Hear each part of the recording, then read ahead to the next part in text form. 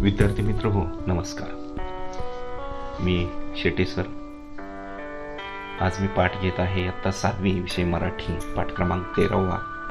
पाठाचं नाव आहे आपली सुरक्षा आणि आपले उपाय. आणि सुरक्षा आणि उपाय हे दोन शब्द पहा. सुरक्षा म्हणजे आपण सुरक्षित राहावं, काळजी घेतली पाहिजे. आणि उपाय म्हणजे जर काय आपल्याला त्रास झाला, आपण अडचणीत आलो, आपण संकटात सापडलो, आपल्याला काही दुखापत झाली, तर त्याचा उपाय काय करायचा. ही सुरक्षा आणि उपाय हा पाठ कशा संदर्भात आहे बघा. थोडीशी मी प्रास्ताविक माहिती सांगतो या पाठाची, की बऱ्याचदा आपण पेपरला मी आता जे सांगणार आहे त्या बातम्या तुम्ही वाचल्या असतील, की गॅसच्या टाकीचा स्फोट झाला आणि अमुक अमुक घराचं, माणसाचं, मनुष्यहानी झाली, नुकसान झालं. दुसरी बातमी अशी वाचली असेल की कुठल्या तरी घराला प्रचंड मोठ्या प्रमाणात आग लागलेली आहे आणि मोठीच्या मोठी अग्निशमन यंत्रणेची गाडी घंटा वाजवत, घंटेचा आवाज करत कुठेतरी निघालेली आहे. तुम्ही पाहिलं असेल.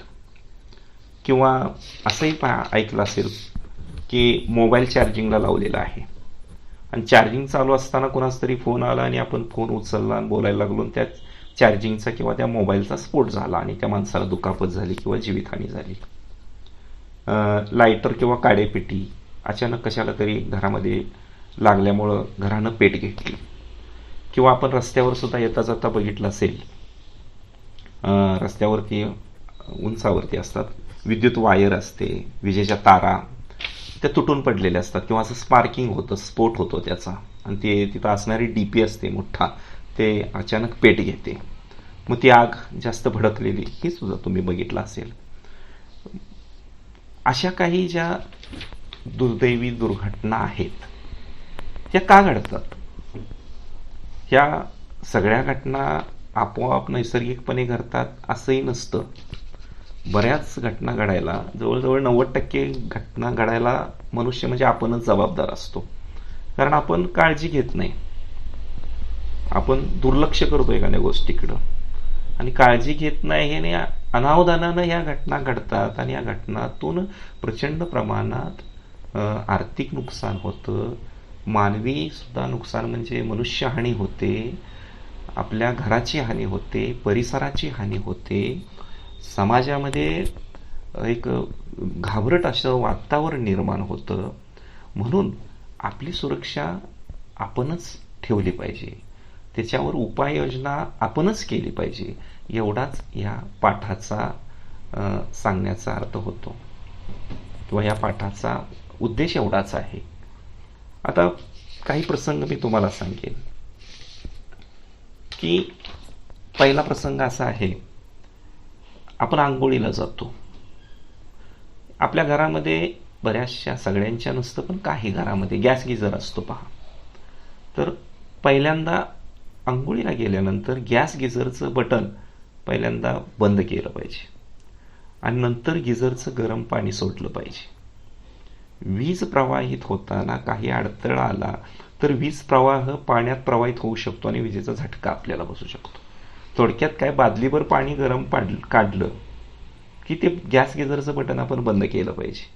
नाहीतर एखाद्या वेळा तो विद्युत प्रवाह त्या पाण्यामध्ये, पाणी हे विद्युत प्रवाहित असतं, जरी प्लॅस्टिकला आपला हात लागला, शॉक नाही बसला, तरी सुद्धा पाण्यामध्ये ज्यावेळी आपण हात घालतो त्यावेळी विद्युत प्रवाह त्या पाण्यामध्ये उतरलेला असतो आणि कदाचित आपल्याला शॉक बसून आपला मृत्यू होऊ शकतो.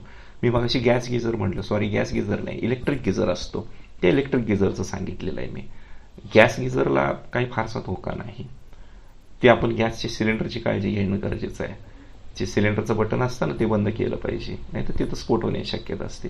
आणि जो इलेक्ट्रिक गिझर असतो, त्या इलेक्ट्रिक गिझरमधून त्या पाणी ज्यावेळी नळातून खाली पडत असतं त्यावेळी तिथं हात घालणं धोक्याचं असतं. तो विद्युत प्रवाह बंद करूनच आपण ते पाणी आंघोळीसाठी वापरलं पाहिजे, अशी आपण काळजी घेतली पाहिजे. दुसरा एक प्रसंग सांगतो. आपल्या घरामध्ये सतरंजी असते, कार्पेट असतो, गालिचा असतो, त्याच्या खालून विजेची वायर कधी जाऊ द्यायची नाही, लक्षात घ्यायचं. आपल्याला काय सवय असते, प्लगमध्ये, इलेक्ट्रिक प्लगमध्ये विजेचं ते 3 पिन 2 पिन असेल ते घालायचं, त्या सतरंजी खालून, कार्पेट खालून वायर घ्यायची आणि मग काय असेल ते काम करत राहायचं. कारण अशा आच्छादित वायरीच्या भाग जर खराब झालेला असेल तर तो वीज प्रवाह प्रवाहित होताना अडथळा येऊन त्या कार्पेटला किंवा त्या सतरंजीला गालिच्याला आग लागू शकते आणि ती संपूर्ण आग आपल्या घरामध्ये पसरू शकते. म्हणून वायर ही नेहमी लक्षात ठेवायचं की वायर ही नेहमी मोकळ्या फरशीवरून जे आपल्याला दिसेल अशा ठिकाणाहून आपण ती नेली पाहिजे. कुठं जिथं न्यायची आहे, जिथं अटॅच करायची आहे तिथंपर्यंत. आणि शक्यतो अशा वायरीचा वापर करताना त्या वायरीचं जे आच्छादन आहे, आवरण आहे, ते कुठं फाटलेलं आहे का, झिजलेलं आहे का, खराब झालं आहे का, हे पहिल्यांदा चेक करणं आपलं काम आहे. कारण त्या आच्छादित आवरणाच्या आतमध्ये ती तांब्याची तार असते, ती धोकादायक असते, त्याचा आपल्याला शॉक बसतो. त्या आच्छादनाचा कधी शॉक बसत नाही, बसू नये म्हणून ते आच्छादन असतं. हा एक प्रसंग झाला. ही काळजी आपण घेतली पाहिजे, तर आपण सुरक्षित राहणार आहे. हे उपाय मी सांगायला लागलोय तुम्हाला, म्हणजे आपण सुरक्षित राहायचं असेल तर हे उपाय आपल्याला केले पाहिजेत. आता अजून एक प्रसंग बघा. लग्न, कौटुंबिक समारंभ, सांस्कृतिक कार्यक्रम, तुम्ही याला जात असाल, प्रचंड प्रमाणात विद्युत रोषणाई तिथं केलेली असते. लग्नामध्ये, कौटुंबिक कार्यक्रमात आपल्याला हौस असते, हौसे खातर आपण ते करत असतो, खर्च करत असतो, ते काही फुकट येत नाही. पण या रोषणाईसाठी लावलेल्या दिव्यातून वीज प्रवाह प्रवाहित होताना जर काही अडथळा आला तर आग लागण्याची शक्यता असते. आपला संपूर्ण कार्यक्रम, लग्न, कौटुंबिक काय असेल, सांस्कृतिक, तो तिथल्या तिथं थांबवू शकतो, मोठा हाहाकार उडू शकतो, प्रचंड हानी होऊ शकते, चेंगराचेंगरी होऊ शकते, माणसाला प्रचंड जखमा, वेदना, मृत्यूपर्यंत परिणाम त्याचा होऊ शकतो. म्हणून अशा ठिकाणी विद्युत रोषणाई करत असताना कधीही ती अशा प्रकारे की तिचे वायर चांगले असावे, फिटिंग चांगलं असावं, ते ओपन असावं. बऱ्याच लोकांना काय असतं, पुढं पडदा जोडायचा, त्याच्या मागं लाईटिंग खेळवायचं, कापड आणि ते लाईट, त्यातून निर्माण होणारी आग, आणि हे सगळे पडदे जोडलेले असतात. हे लगेच पेट घेतात, नायलॉनचे असतात, टेरिलिन, अशा प्रकारचे स्टँडर्ड कापड असतं, चकमकाट असतो त्याच्यामध्ये, आणि प्रचंड प्रमाणात ते वेगानं आग पसरते. म्हणून विद्युत रोषणाई कमीत कमी करणं आणि ते कुठेतरी खुल्या जागी करणं हे महत्त्वाचं आहे. पडद्यावरती, पडद्यामागं, पडद्याखाली त्या इलेक्ट्रिक वायरिंग न्यायचं, आणि त्यातून शॉर्ट सर्किट झालं की ती आग पसरत जाते. त्यासाठी आपण काळजी घेतली पाहिजे. आता पुढचा एक प्रसंग सांगतो. रात्री झोपताना किंवा आपण घराबाहेर जाताना विजेची दिवे किंवा उपकरणं बंद केली पाहिजेत. विजेची बचत होते, हा पहिला त्याचा फायदा आहे. पहा, आपण रात्री झोपताना अनावश्यक लाईट, काय गरज नाही, लाईट बंद करायची काळजीपूर्वक आणि झोपायचं. घराबाहेर जाताना सुद्धा संपूर्ण घरातली विजेची उपकरणं, अगदी एकही बटन चालू ठेवायचं नाही, पूर्णपणे बंद ठेवायची. यामुळं आपण राष्ट्रीय कामामध्ये आपला हातभार लागणार आहे, म्हणजे विजेची बचत तर होणारच आहे.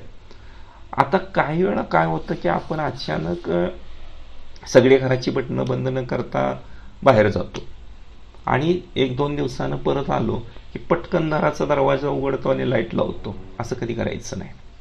घरामध्ये आल्यानंतर पहिल्यांदा आपल्या घराच्या सर्व खिडक्या उघडायच्या, दारं उघडायची. आपल्या घरामध्ये गॅस सिलेंडर असतो, धोकादायक आहे अतिशय, हे लक्षात येत नाही. हा गॅस सिलेंडरवरशी जाऊन जरा असं 1 मिनिट फिरून यायचं, कुठल्या प्रकारचा वास येतोय का बघायचं, आणि मग आपल्या घरातल्या लाईटी लावायच्या. म्हणजे तोपर्यंत त्या 4-2 मिनिटांमध्ये आपल्या घरातले वायुजन होतं, बाहेरची हवा आत येते, आतील हवा बाहेर जाते, गॅस चालू आहे का. कारण अचानक आलं आणि लाईट लावली आणि गॅस लूज असेल, घरामध्ये गॅस वायू पसरला असेल तर आपलं घर उडण्याची शक्यता असते, प्रचंड प्रमाणात स्फोट होण्याची शक्यता असते, जीव आपला जाणार आहे. म्हणून ती एक काळजी आपण घेतली पाहिजे की घराबाहेर जाताना येताना घरातले स्विच पूर्ण बंद असले पाहिजेत. त्यानंतरचा पुढचा एक प्रसंग सांगतो की आपण शाळेमध्ये जाता येताना तुम्ही अनुभवले असेल की कुठंतरी घराच्या कोपऱ्यावर, चौकामध्ये, शाळेजवळ एक विद्युत मंडळाच्या डीपीतून अनेक घरामध्ये वीज प्रवाहित झालेली असते. अशी एक डीपी असते बघा, एक मोठा खोका असतो, मोठा बॉक्स असतो, त्यातून तिथं एक खतरा म्हणून असं गुणिले चिन्ह, त्याच्यावर एक मुंडकं असतं बघा हाडाचं, आणि ते हाय व्होल्टेज म्हणून तिथं नोंद पण असते, लिहिलेलं असतं. त्या डीपीला कधीही हात लावायचं नाही, त्याच्यापासून दूर राहायचं. प्रचंड वायरीचं जाळं त्या डीपीमध्ये असतं, कारण त्या डीपीमधून 100-200 घरामध्ये वीज गेलेली असते. मग तिथं किती प्रमाणात वीज प्रवाह एकत्रित असेल बघा. या डीपीपासून नेहमी दूर राहायचं आहे, कुठल्याही वायरला हात लावायची नाही. आता पुढचा एक प्रसंग, की स्वयंपाकघरामध्ये शेगडी असते आपल्या, तर ह्या शेगडीजवळ किंवा स्टोव्हजवळ कधीही जळाऊ वस्तू ठेवायची नाही. म्हणजे ते लायटर असेल, काड्याची पिठी असेल, कापड असेल, काचेची वस्तू असेल, लाकडाची वस्तू असेल, कागद असेल, कुठलीही जळाऊ वस्तू ठेवायची नाही. कारण ह्या शेगडीतून निघणाऱ्या ज्वाळा किंवा स्टोव्हतून निघणाऱ्या ज्वाळा हे सगळे लगेच पेट घेणाऱ्या वस्तू आहेत. कापड, लाकूड, कागद वगैरे, त्यातून आग पसरण्याची शक्यता आहे. आपल्या घरामध्ये प्रचंड प्रमाणात आग पसरून आपल्या घराचं नुकसान होऊ शकतो. म्हणजे अशा छोट्या छोट्या गोष्टी आहेत, आपण हे नेहमी अनुभवत असतो, परंतु आपण त्याकडे कधी लक्ष देत नाही. आपल्याला हे सगळं माहीत आहे. तुम्ही जे ऐकताय हे तुम्हाला माहीत आहे, तुम्हाला ते पटतंय, तुम्ही ते अनुभवलेलं आहे, बघितलेलं आहे, पेपरला वाचलेलं आहे, टी व्हीला बघितलेलं आहे. कितीतरी अशा घटना घडलेल्या आहेत की ज्यामुळे प्रचंड अशी जीवितहानी झालेली आहे, आर्थिक हानी झालेली आहे, लोकांच्या घराची वाताहत झालेली आहे. तर कुठंही आग लागली तर आपण परत एकदा ह्या पाठाचा सारांश बघूया की पाठाचं नाव आपली सुरक्षा आपली उपाय आहे. सुरक्षा आपण कशी आपली स्वतःची केली पाहिजे, जर काही घटना घडल्या तर त्या उपाय काय केले पाहिजेत हे आपण ऐकलेलं आहे. तर अजून एक शेवटचा मुद्दा सांगतो. कुठं जरी आग लागली तर एक लाल रंगाची गाडी जोरजोरात घंटा वाजवते, ते बघा तुम्ही बघितलं असेल. तर त्यातले कर्मचारी काय करतात, पाण्याच्या मोठमोठ्या नळकांड्या घेऊन आग आटोक्यात आणण्याचा, विझवण्याचा प्रयत्न करत असतात. तर हे त्यांची हालचाली खूप वेगवान असतात, खूप शिस्तबद्ध असतात, कुठल्याही प्रकारचा गोंधळ नसतो, ते धाडशी असतात. आणि ते आग विझवण्याचं प्रात्यक्षिक जर तुम्ही कधी बघितलं असेल तर ते बघण्यासारखे असतं. भविष्यात कधी बघायला मिळाल तर अवश्य बघा तुम्ही. आग लागणे, घर पडणे, झाड पडणे, मोठा अपघात होणे, अशा आपत्कालीन परिस्थितीतून आपल्याला बाहेर काढण्याचं काम हे अग्निशमन दल करत असतं. आणि या दलाला पाचारण करायचं असेल तर एक करमुक्त, टॅक्स फ्री, टोल फ्री दूरध्वनी क्रमांक आहे. त्याचा नंबर आहे 101. आपत्कालीन घटना घडल्याच्या ठिकाणचा पत्ता आणि थोडक्यात तपशील द्यायचा. 101 नंबरला फोन करायचा आणि कुठं घटना घडल्या, कुठं आग लागल्या, कुठं काय झालंय थोडक्यात सांगायचं, जास्त लांबड लावायचं नाही. तर हे अग्निशामक दल तात्काळ तिथं पोचतं आणि आपल्याला मदत करतं. पण आपण सुद्धा त्यांना सहकार्य केलं पाहिजे, गोंधळ करता कामा नये. त्यांनी दिलेल्या सूचनानुसार आपण वागलं पाहिजे आणि त्यांच्या कामामध्ये कुठल्याही प्रकारचा आपल्याकडून व्यत्यय येणार नाही ही आपण काळजी घेतली पाहिजे. कारण हे अग्निशमन दलाचे ते कर्मचारी म्हणजे आपले मित्र आहेत. तर अशा प्रकारे विद्यार्थी मित्र, आपली सुरक्षा आपली उपाय हा पाठ मी थोडक्यात तुम्हाला सांगितलेला आहे. तुम्हीही तुमची सुरक्षा, तुमची काळजी घ्या. धन्यवाद.